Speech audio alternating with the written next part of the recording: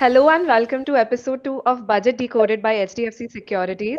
I am Preksha Shah, and as we gear up for the Union Budget 25-26 under the NDA 3.0 government, this special series is your go-to guide for breaking down the key takeaways and their impact on the economy and your investments. Today we are shifting gears to explore how the budget could shake things up for various sectors. Joining me for this deep dive are two of the best minds in the industry, Mr. Varun Lohchab, Head of Institutional Research, and Mr. Parikshit Kandpal, Senior Vice President, Institutional Research. Gentlemen, it's great to have you with us. So let's jump right straight into it. Starting with capital gains, there's always chatter around possible tweaks, but after the last year's status quo, expectations are seeming a little muted this time. That said, capital is important for growth. So, do you see any moves towards the capital gains tax in this budget? So as a house, we don't expect any tweaks to the capital gains, tax. Last year there was an increase, and we believe government would stay with those numbers for the time being. Okay, okay, sir. So now coming to infrastructure and capex, this is one of the areas where the budget usually makes a big splash. So the market is like closely watching whether the government will meet its capex target for FY25. So do you think there will be increased capex spending in the coming few months? And if yes, what does it mean for the subsequent year? So, Preksha, we expect that there'll be some shortfall in the capex this year. So, we had at the start of the year in the interim budget as well as when the new budget was presented post the government formation, there was 11.1 trillion of capex planned. So we expect it to undershoot by about 15%. So somewhere around 9.2 to 9.5 trillion is our estimate that government will be able to incur that kind of a capex. So that sets the base lower. Uh, and getting into FY26, we expect low single digit kind of a growth uh, in the capex. So 11.1 trillion may grow maybe around 5% is my estimate. And given there is a 15% shortfall versus last year, so the growth will optically look much higher. So it will be close to about 20%, just about 20% growth. So which will be a strong enough growth for the investors to look in. And if you see largely the three segments which are the constituents of this major capex. So railways has been constituting about 24% of the overall capex, roads about 25%, and defense 16%. So these three segments put together are about 65% of the capex. And if I take long-term growth, say 5-year CAGR, how the capex has grown in this segment, so there's 12.4% in railways, approximately 13% in roads, and 9% in defense. And when I compare it with nominal GDP growth rate, so for FY25 is expected to be about 9.7%. So it is higher, almost a multiple of almost 1.3 times in railways and roads, and about 1 time in defense. So this government, going by our experience, seeing this government run and function, and the kind of capex they have undertaken and projects executed on the ground. So we believe that this government knows how to do capex, how to do infrastructure implementation on the ground. So I think that as a momentum and as a trend will continue even in FY26. Okay, okay, so great. So coming to manufacturing. So could we see any expanded PLI schemes for products that India can manufacture possibly domestically, replacing the Chinese exports? Yeah, so there is an expectation of further PLI schemes. Some of the existing PLI schemes have met with good success, and it is clearly on government's agenda to kind of boost manufacturing and make in India. So we expect there are two or three schemes which are still awaiting sort of final go ahead from the government. One is on mobile components and all, because on mobile assembly we have done quite well, but to take the next leap, we need a similar scheme on the mobile components. Then there is one around the steel industry. There is one around even expected in new sectors like footwear. So I think it will be a combination. What government would do is certain existing PLI schemes which have met with good sort of response. Even appliances is one apart from the mobile. We'll see that extending to components as well, so that the entire value chain shifts to India and we can do more value add in the process. And second is some of the newer sectors, we'll also see additional PLI schemes. Now, how many get announced in the budget or they happen, subsequently? Because budget is not the only time which, the government could announce the PLI schemes, but we believe it's quite possible that they get announced in the budget itself. Okay, sir. Sir, like you said, electronics could manufacturing could see a boost. Are we looking at another China plus one story kind of thing? Yeah, so I think that China plus one has been playing out in case of obviously it varies from product to product, but mobile phones definitely it's visible how India is garnering greater share, and now exports from India have become quite significant compared to say 5 6 years back when India was a net importer. Similarly, I think the government is quite keen on using that as a model example and extending a similar sort of a story in other electronic things, something like your laptops or TV. So the electronic imports is overall quite a large number for India, and they are looking to replicate the success of the mobile industry into other electronic products as well. So I think China plus one is definitely playing out in multiple segments, and that will remain the key focus area for the government. Got it, sir. Okay. Coming to railways, it was, I think, market noticed railway stocks experience a surge ahead of the budget announcement. So, are we looking at any kind of allocations or reforms in the railway sector during the budget? See, railways last year budget was about 2.6 trillion, and long-term CAGR has been 5-year CAGR has been 12.4% growth. So railways other challenges has been that there have been payment issues in particularly a lot of developers have faced as challenges on elevated working capital. So they were staying away from the ordering in this segment, but now what looks like there has been some changes in the way the contracts are awarded, so there should be some pickup. But this year we do expect upgradation of the entire rail network, increase in speed of the Vande Bharat trains. So uh, Vande Bharat train sets awarding, we are waiting for locos awarding. So this year really we believe that the railways ordering momentum should pick up, both on the upgradation of the network as well as the speed of the network and electrification of the network. So all these factors should play. And we also expect, like currently we have one high-speed rail under implementation, which is Mumbai-Ahmedabad corridor. So we do expect at least one more corridor to happen on the high-speed rail side, which is basically the bullet train. Other expectations is that government may also formulate some kind of financing mechanism which could be a little bit cheaper, maybe contemplating tax-free bonds and reintroducing them to push capex on the railway side as well as on the road side. Okay, sir. Real estate players, coming to real estate players are hoping for some incentives or tax relief for affordable housing, especially since the home loan rates are elevating. So, given the rising property prices, do you think government will introduce any measures to improve housing affordability, and what could possibly move the needle? So, in the last budget, government has showcased its intention of basically for urban class.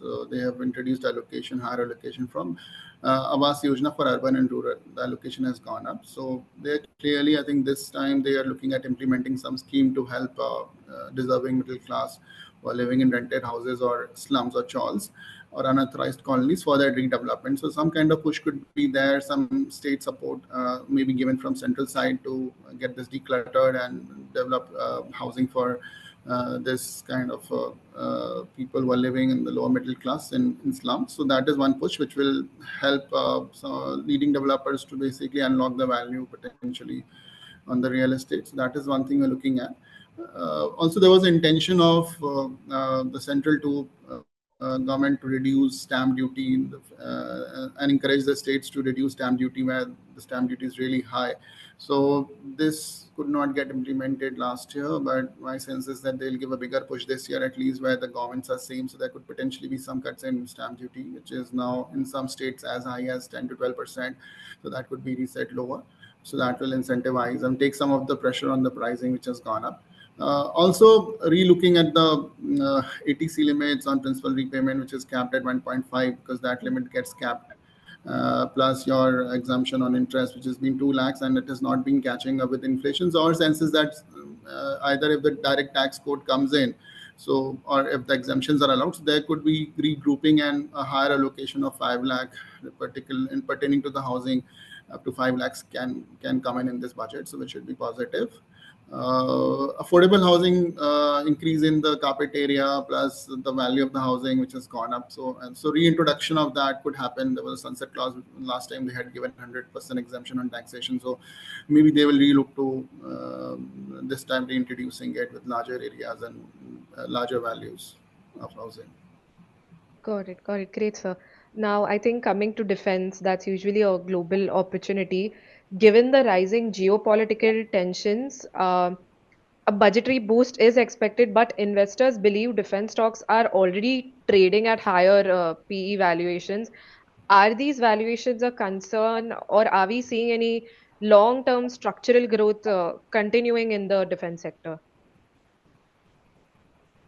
The defense spending has been relatively lower when I see the three pieces, railway, roads, and defense. So the growth here has been 9% versus 13% CAGR. But there is always an expectation and euphoria around the budget when the announcements come in and these geopolitical things play out. So people do ascribe a high multiple, and there are very limited companies in defense, and it's very closely guarded kind of a sector. The entry barriers are really high, and few select government PSUs have an upper hand. Typically, what we have seen in the past, that there's not too much of a private play. Private players are trying to get in, but larger part of the ordering does go to the public sector. So it will remain as a theme because of, as you rightly said, we have not so great bordering countries around us, so they're hostile countries. So the government push will be there, and given there could be some with the new administration coming in USA, so there could be some receding of some of the global tensions. So the India may find its time to step up and build capacity on the defense side. I think that will be their intention and focus area. They want to be self-sufficient on defense, and that as a trend will continue. So we expect that defense sector to continue to do well. Okay, sir. So coming to market sentiments and FII's flows, FIIs have been net sellers across sectors. How should the budget address these investor concerns to restore the confidence and attract FII inflows? See, I think FI outflows which we have been seeing are for various reasons, and probably Indian economy not doing well is not the main reason. Where do they say opportunities across the globe? So FIIs allocate money basis that, right now with Trump coming in, a lot of money has been moving out to US market. Bond yields also out there have spiked up. So, which invariably leads to emerging market outflows. And India as a market has done very well last 2 3 years. So there is some natural profit booking happening by FIIs. So I don't think government can do anything, completely out of the box or just trying to attract FIIs from a short-term point of view. I think what FIIs would like in the budget and what could make them kind of, I think most of them are still bullish on India from a medium to long-term perspective when we speak to them. In terms of, I think India still offers one of the best GDP growth over the medium to long term. I think few things which definitely will help, the FII sentiment is one, the growth coming back. So there has been a bit of a cyclical slowdown in FY25 in Indian, corporate earnings and overall GDP growth numbers if you see last few quarters. And part of it was because of, the government capex not being up to the mark, private capex still not kind of showing great signs of pickup. Uh, And we believe consumption, which has been on the weaker side, has continued to be a pain point, especially urban consumption. So I think if the government in this budget could again try to revive growth, and increase their spends and expenditure on both consumption and investment in a balanced way. Last few years has been more investment oriented, the capex oriented budgets. We believe, while as Parikshit said, the growth on capex will still be a healthy one compared to the revised estimates, because on those numbers we can see still a 15-20% growth for next year. And if government kind of gives certain lowers the tax rate for the salaried class, so does something to alleviate the stress in the in mid income sort of pockets of consumption, urban poor which have been hit hard by inflation. So any steps to kind of improve consumption, job creation, I think will be taken positively. So while I think fiscal prudence has been excellent by this government, and we have been coming down on fiscal deficit, and even this year we believe, given tax collections have been buoyant and expenditures have been under control, we'll continue to see lower fiscal deficit number as a percentage of GDP.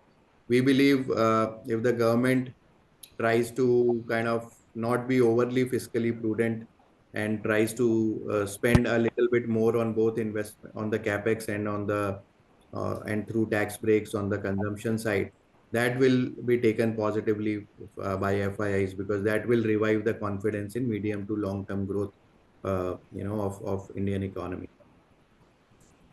Got it, sir. And now, sir, finally, from a market perspective, how is HDFC Securities gearing up for the budget day, and what themes are on your radar? So see, frankly, for us, budget is like, it obviously is an important day because it tells about the government intent and direction. But frankly, there are a lot of things which keep happening through the year, and both from a government policy side and from corporate perspective, which we tend to follow equally closely, and we tend to focus on. So as I said, in the themes in this budget are essentially these two. One, on infrastructure and capex, does the government continue to keep its thrust? And secondly, on the consumption side, there is a much needed sort of a boost required through both, one, rural schemes continuing to get higher allocation, and secondly, some tax breaks for the urban consumption to get a fillip. So I think these themes will be continued to look at. I think the government last budget had also talked about job creation and skill development as one of the key focus areas, where that whole internship program had started. We believe further details and building up on that scheme would also be positive from a medium to long term point of view. Some of the manufacturing related PLI scheme announcements and all would again be would be keenly watched. So I think as a house, we tend to focus more on mid to long term. So therefore, these kind of announcements which have a greater impact on medium term growth rate of the economy, those will be closely watched. Got it, sir. Thank you so much, Mr. Varun and Mr. Parikshit, for joining us and sharing such practical insight. It's always a pleasure to get your perspectives. And Thanks. with that, we wrap up the episode of Budget Decoded. Coming up next, we'll turn the spotlight on tax proposals and what they mean for investor wallets. Stay tuned, and until then, thank you for watching and happy investing. Thanks, Preksha. Thanks. Thank Thank you you, so much, Preksha. sir. Thank you so much for taking time. Thank you. Okay, thank you.